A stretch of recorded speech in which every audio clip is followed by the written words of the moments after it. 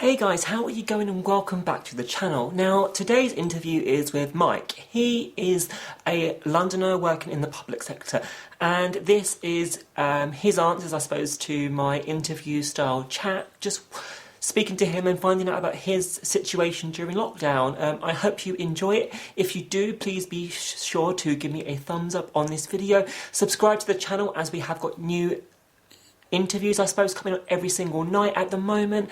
And yeah, I guess I'll roll the interview.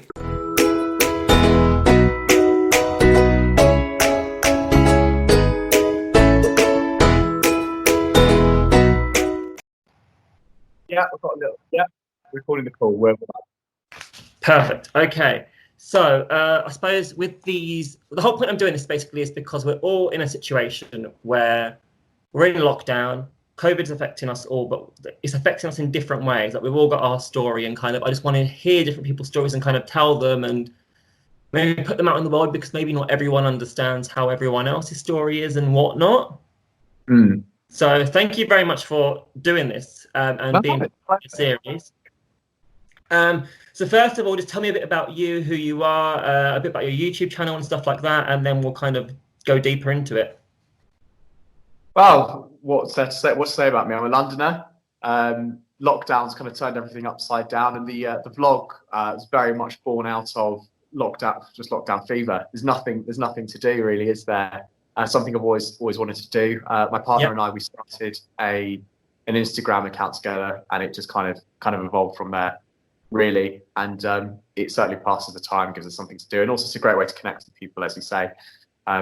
With the whole lockdown at the minute, it's just turned everything upside down. So yeah. Yeah, no, I find that because I've been doing YouTube for like 4 years, but on and off. I've always wanted to do it as like a goal, but I've never had the time. Having a full-time job, it's just one of those things you don't have time to do, because it takes so much effort to film and edit, and people don't realize, if they don't doing it, how much time it actually takes to actually create the content. So yeah, so I think I lost my job at the start, well, the day after, because I'm a restaurant manager, the day after they announced the restaurants were closing, I got fired. Oh, wow. So I was like, okay, I can't get another job, there's no job, so I'm just going to put myself into YouTube, and now I'm making lots of content and enjoying it and actually having a great time. So yeah. And yeah. So first of all, how has lockdown affected you in a positive way? Are there any positives that have come out of it in terms of for you? I think positives are probably a lot of people are finding this. I think the two main positives have to be, one, I'm eating better. I'm eating a lot better than I was before. I've probably, which is really bizarre, but you've got more time to cook, and so you find yourself cooking food. I'm eating healthier. And I think the second thing is I'm sleeping better as well. Just without having to commute, because the commute's gone, you're able to get more sleep, and it's made a massive difference. And I'm sure a lot of people have felt the same thing, like actually suddenly getting enough sleep. Yeah, no, I see that. I mean, for me, I think it's the opposite. I think, in a way, because I was used to like restaurants, so I was used to working evenings, weekends, late nights. So if I come home at 2 in the morning, I would stay up for an hour, but I'm still doing that, I suppose. So I'm waking up at like 8 or 9 now, and I'm staying up till 2 still. So I'm actually sleeping less. But I think we're all reacting differently. Yeah, it's an individual experience, isn't it? It's definitely an individual experience. It really is. And I suppose any negatives on the other side of that, any negative things that you've found from lockdown? Negatives. I think by the by, much the same thing as everyone else, really. There's nothing to do. The shops are all shut. It's very gloomy. That's kind of one of the reasons also I started the YouTube channel, because there's a lot of doom and gloom at the minute, and there's not much content going out there which is actually entertaining, fun, lighthearted.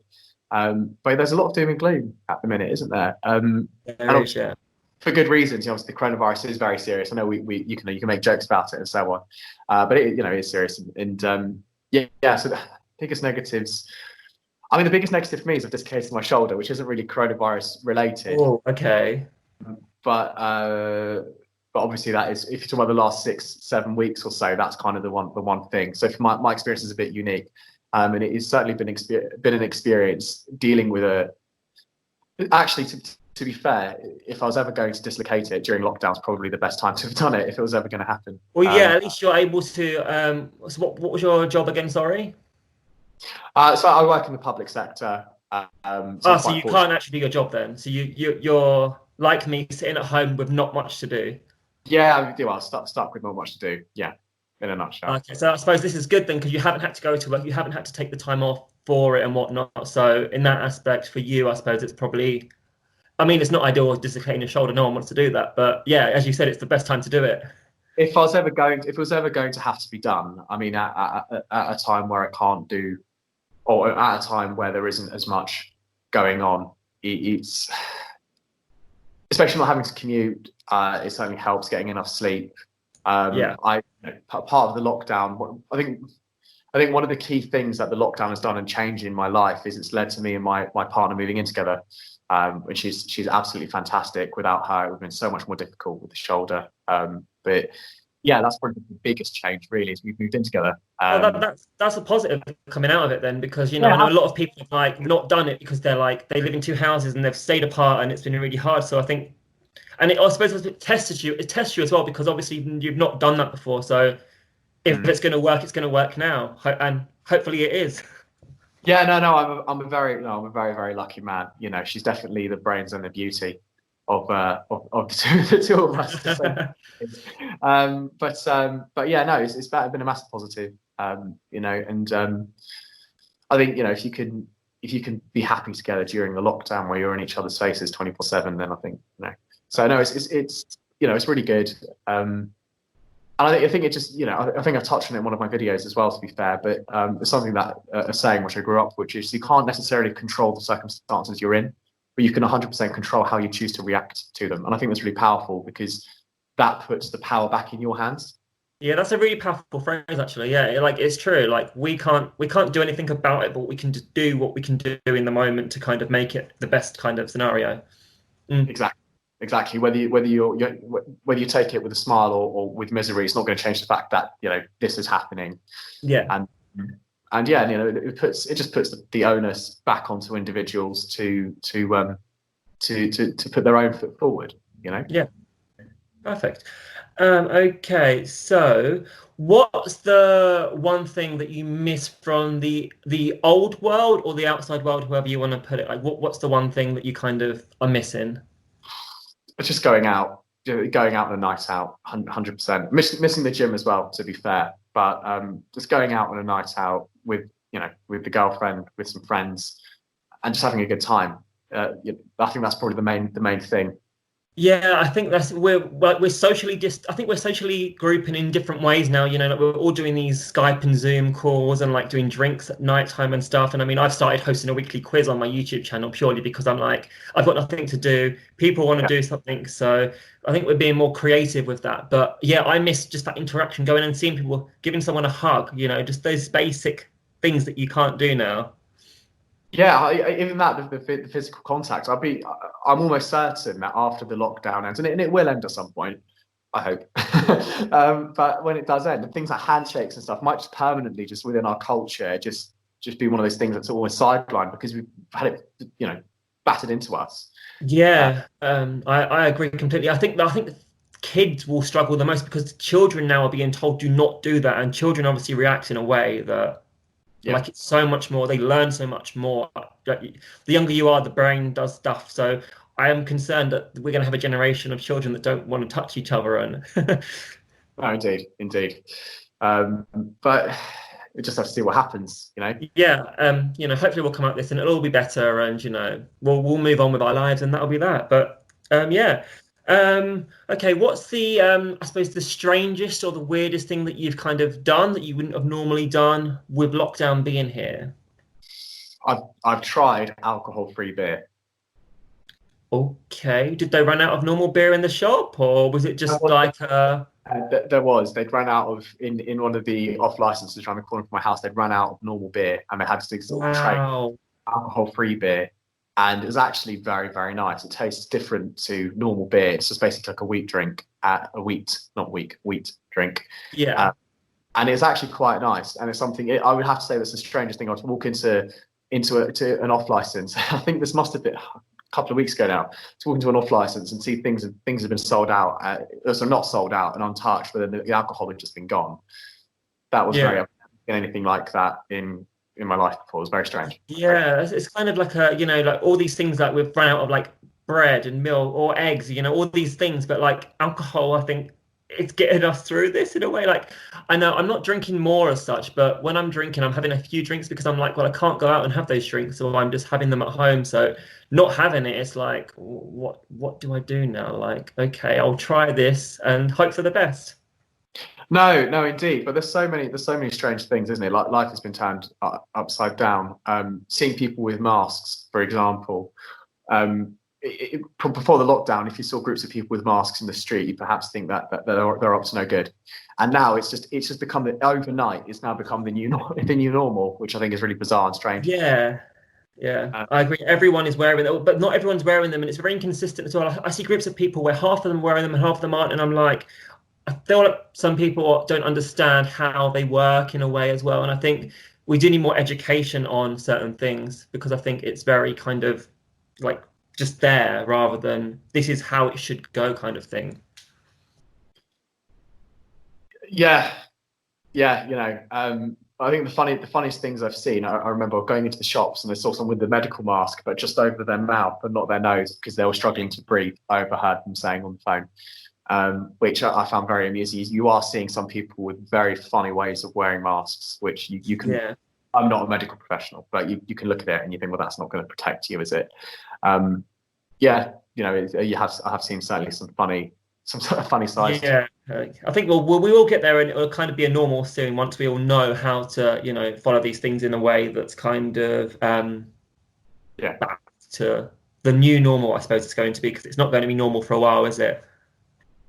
Yeah, I mean, we're 2 months into it now. Don't they say, isn't there an old saying, it takes 30 days to create a habit? We're now 2 months into it. And it's a changing situation. It's a changing situation. Definitely.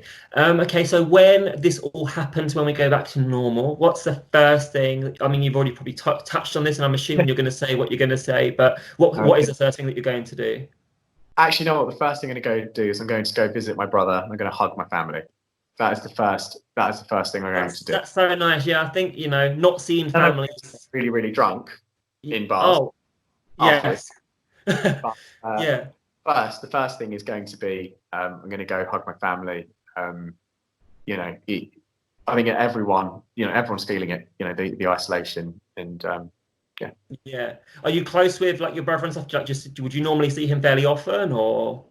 He's gone to university at the minute, so whereas I used to see him very often, I don't see him so much now. But obviously, having not seen him at all, and then I've got other family as well, sort of the same scenario. Yeah. It's been a strange time, definitely.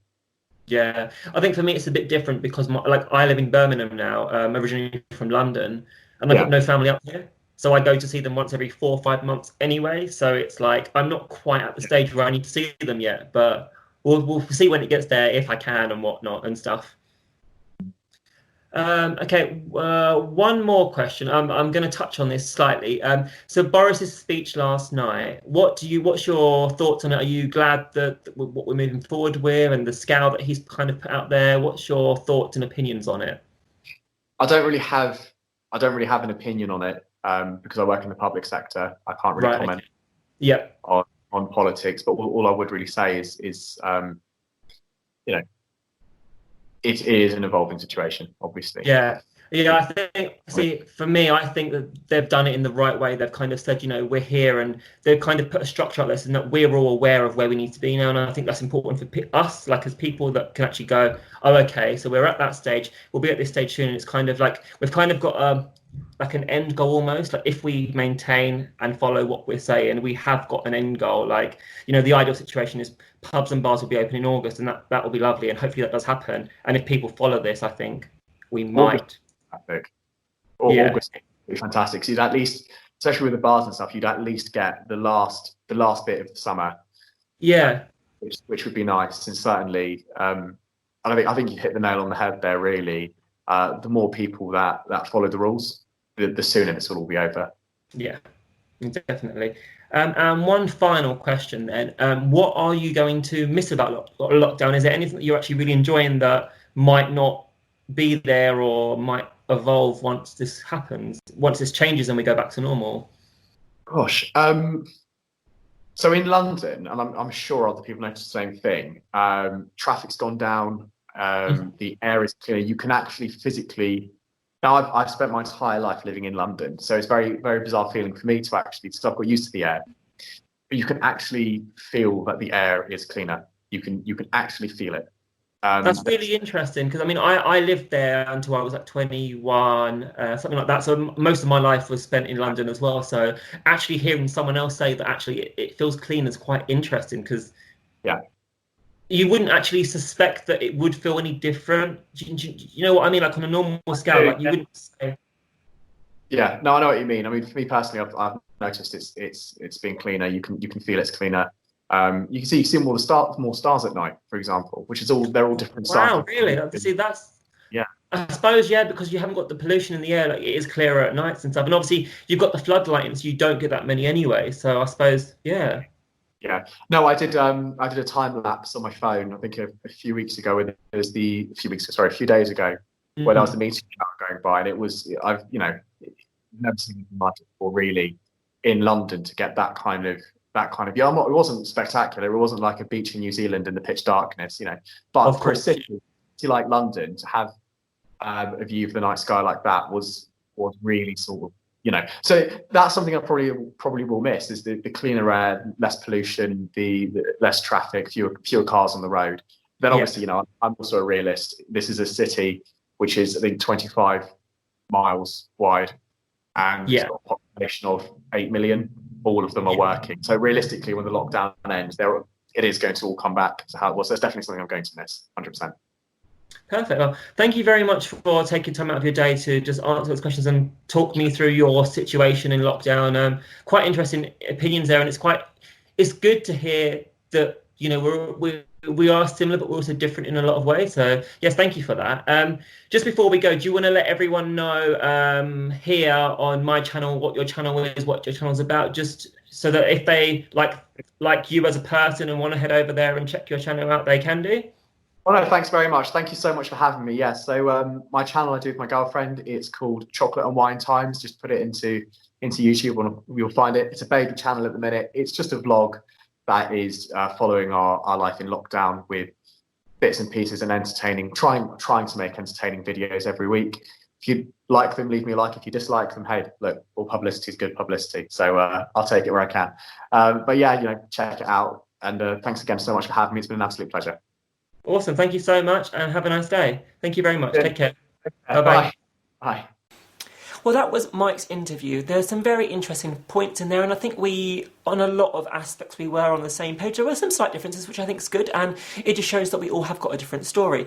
If you did enjoy that video, please be sure to give me a thumbs up. Leave me comments down below and let me know what your thoughts are on that. And if you do want to be in this series, you can let me know as well in the messages below. Send me an Instagram message or a Facebook message, and I'll try my best to see if I can get you on the channel.